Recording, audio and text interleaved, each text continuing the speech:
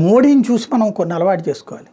ఆయన కాంగ్రెస్ గురించి ఎక్కువ మాట్లాడు, ఓ డెవలప్మెంట్ యాక్టివిటీస్ మాట్లాడతాడు, అట్లాగే భవిష్యత్ అవసరాల గురించి మాట్లాడతాడు.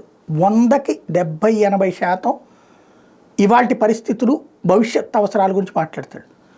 కాంగ్రెస్ వాళ్ళు 100 సార్లు మాట్లాడాక ఒక రివర్స్ చొరకేస్తాడు.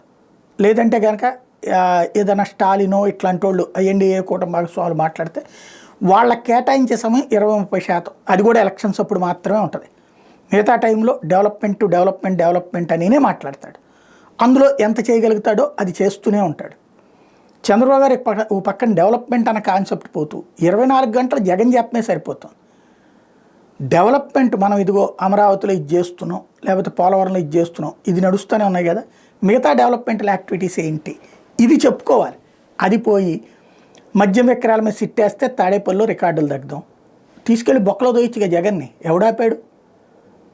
అక్కడ ఉన్న ఆ గడ్డి తగలాడితే పోలీసులు ఏం చేస్తున్నారు? దాన్ని ఎదురుగుండా ఉండేది పోలీస్ సెక్యూరిటీనే కదా, ఏం చేస్తున్నట్టు? కాగితాలు తీసుకొచ్చేవాడు రోడ్డు మీద తగలబెడతాడా? అట్లాంటిది ఉంటుంది. అట్లాంటి ఇవన్నీ ప్రచారానికి పనికొచ్చే తప్పించేది జగన్ జగన్ జగన్ జగన్ జగన్ మీద ద్వేషం, జగన్ మీద దూషణ, జగన్ మీద కోపం, జగన్ మీద ఆగ్రహం, జగన్ ఒక దుర్మార్గుడిగా చిత్రీకరించేటటువంటి ప్రయత్నం. ఇంకొకటి ఏదో వాళ్ళు క్రీడలు నిర్వహిస్తే అదొక దుర్మార్గమైనటువంటిది.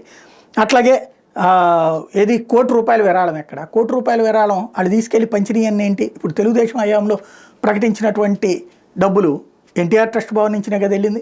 జగన్ వైపు నుంచి పంపించే డబ్బులు వాళ్ళ వైసీపీ సంబంధించిన నాయకులే కదా, సామాన్లు అవన్నీ తీసుకెళ్ళి ఇచ్చి వచ్చింది అక్కడ. అది కళ్ళెదురుగుండా అందరూ చూశారు కదా, అది మాట్లాడాలా. మరోవైపున జగన్ జగన్ జగన్ అనేటటువంటి జపం చుట్టూ నడుస్తున్నటువంటి పరిస్థితి.